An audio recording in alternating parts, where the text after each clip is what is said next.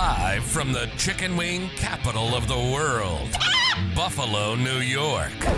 You're listening to the Childcare Bridge podcast, your source for the best tips, tools, and tactics on how to market and grow your childcare center, ensuring total domination. Total domination.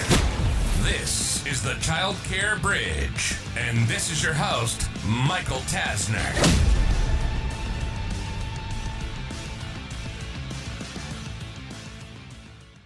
Should I or should I not attend this particular event? In today's episode, I want to talk through figuring out, should you attend certain local events or should you pass? And further, I really want to dive into what's the objective of the event. So when I start at this whole thing with events, I want to give you some context. I'm a big fan of local events. However, one of the things that I talk about on a regular basis is I don't want you just to go to events for the sake of going. I don't want you to walk into an event without a strategy. I don't want you to go and portray your brand in a negative light. So strategically, when used the right way, this can become a very powerful strategy. But before we talk about the types of events that you should consider, I want to go back to the basics. And for me, the first thing that I always look at if I'm going to attend an event is, what is my end objective from that particular event? Now, you might say, well, Michael, it's always enrollments. Well, that's not always the case. There are some events that it might be solely focused on brand building.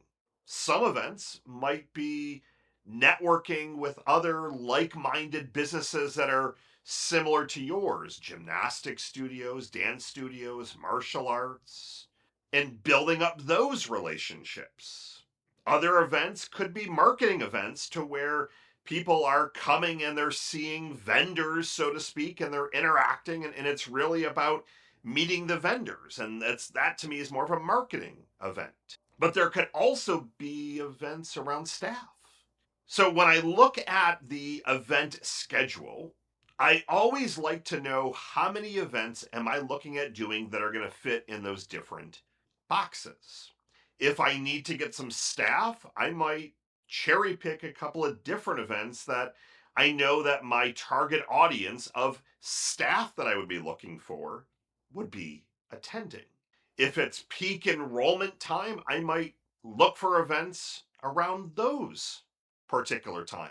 So your step one when you're analyzing an event is to reverse engineer the outcome that you're aiming for from that particular event. And when you're reverse engineering it, you want to say, well, is that going to fit with what problem I am solving right now? This is something newer that I've really been pushing, and more so pushing for myself, but also pushing for everyone that I'm teaching with my content. We're in the business of solving problems, plain and simple. Businesses exist to solve problems. So depending on the problem that you have right now, that should be helping dictate the type of events you want to target. But there's a little bit of an asterisk, and this is an interesting one that I've spent a little bit of time talking through. If you were to say, Michael, how many events do you do at your centers? How many do you suggest I do? I wouldn't necessarily tell you it depends. I would tell you that as long as there's some people that you're going to interact with that either fit into potential enrollments, potential staff, decision makers, people you can network with, I would want to see you at as many events that you can handle. Because when you look at analyzing what most local events cost, it is pennies when you compare to you going and exhibiting at a trade show. So if I were to go to a big national trade show, there's a big national trade show that I'm going to in November. At minimum, the investment will be $30,000. possibly closer to $50,000. Now that's for my marketing agency rather than my childcare centers. Now, if I wanted to put my childcare centers on a national stage, I would be looking for specific events for that where maybe I was franchising, which we're not. So when I look at what does that actually cost, and then there's travel, like it's a big expense and investment. When I look at local events, you going and exhibiting at a local high school or a college or in a gym, maybe even at a craft show, these booths are normally maybe a few $100s, if that. So I would rather see you from a brand building standpoint. This is the thing I need you to kind of break through on. I'd rather see you at all those events. I would rather see your name and your brand out there in as many places as possible. You would say, well, Michael, do you want me to go to an event? There's only going to be 5 people. No, I don't. And we're going to talk through how to kind of really figure out if the event's going to do well or not in terms of attendance in just a minute. But I would much rather see you participating in these community events, being a vendor at some of the different fairs, obviously job fairs if you're hiring staff. If there's a big event that ties into a holiday and they're saying, hey, we've got this great parade. Locally, there's a ton of parades coming up. And there's insurance agents and financial advisors. So at some of the local festivals and fairs, there are insurance agents and financial advisors and banks and credit unions. Why not having a booth for your business?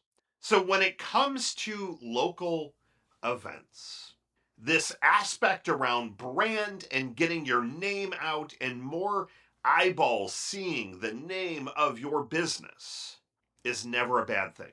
The only time from a brand perspective that I start to get worried about certain community events is if there is a huge political connotation, if it's a huge religious connotation, unless you have a Christian focused center, for example. You have to kind of keep some of those things in mind. And I'm not a person to be overly concerned about cancel culture, but you want to make sure that Michael told me to go to every event, you want to keep in mind that some of those brand building events may not make sense. So the first thing that I like to do is to really cast this wide net. So as you think about in step 1, what outcome do I want to achieve? Do I want more enrollments? Is it the brand play? Is it staff? Is it networking? You want to have that ironed out. But then I cast a wide net. Now, the piece that you really need to laser in on is the radius. And this is another interesting one that I've seen people drive 15 miles to get to one of my centers, 20 miles. You want to look at what radius, what particular city do you need to focus in on? Now, if you're in a major city, hey, I'm in New York City. I mean, there are tens of thousands of events. You're going to have to be a bit more strategic.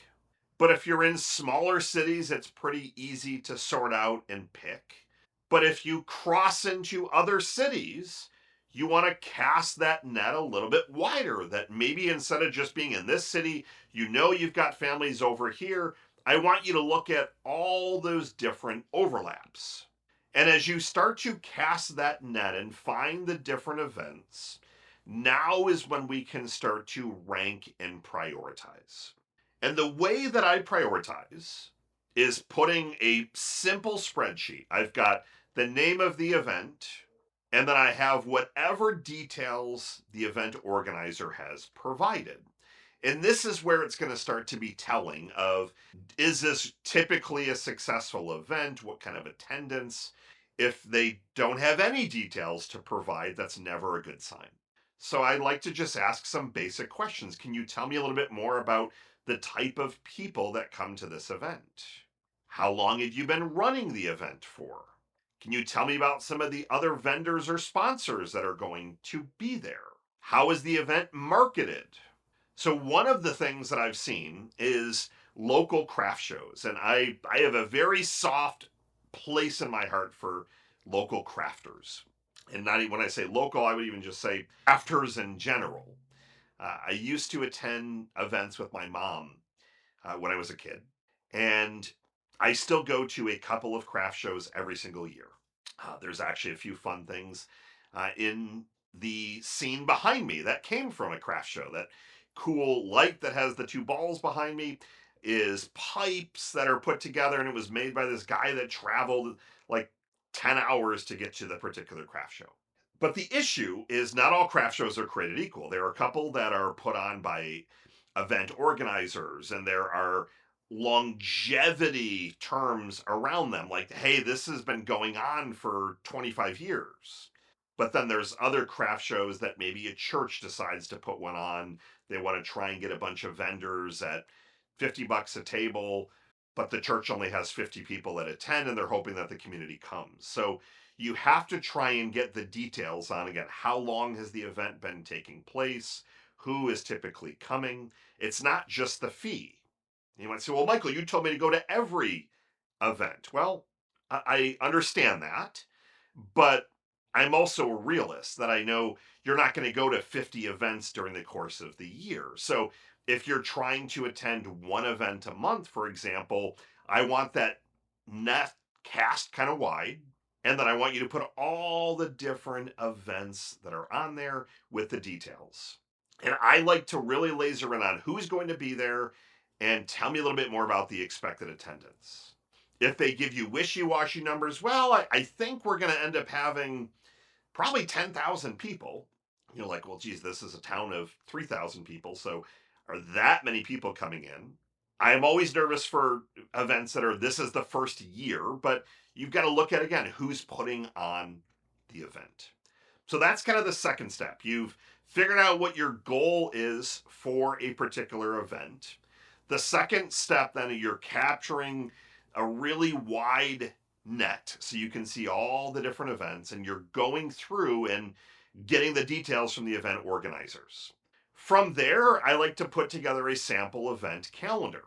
What events can I do when? Are there certain events that I want to try and line up around my peak enrollment time? Or I know that we're going to need some more staff around summertime, so let's strategically look for some events that our target demo won't necessarily be there, but it's a big event attended by teachers and substitutes, for example.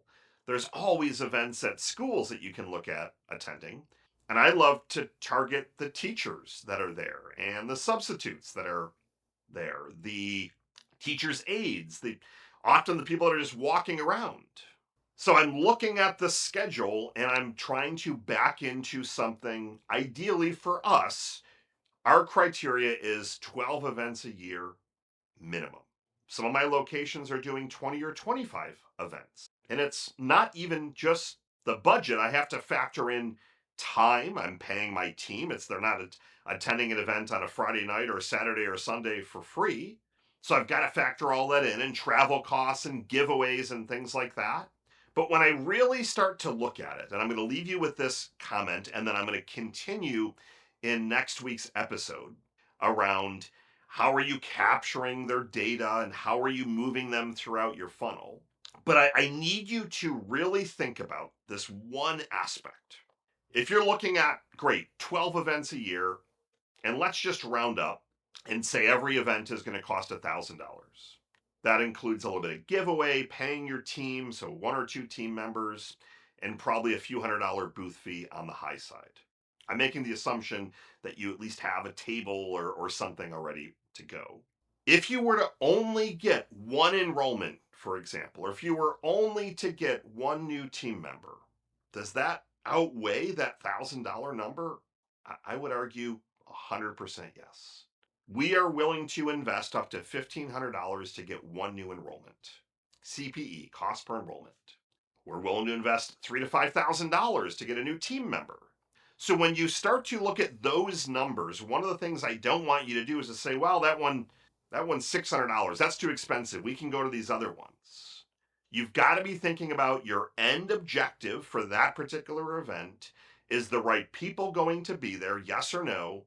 What is the event organizer sharing with you? And then you start to deploy the actual event, which we'll talk about next week. Michael Tazner signing off. Good morning, good afternoon, and good night.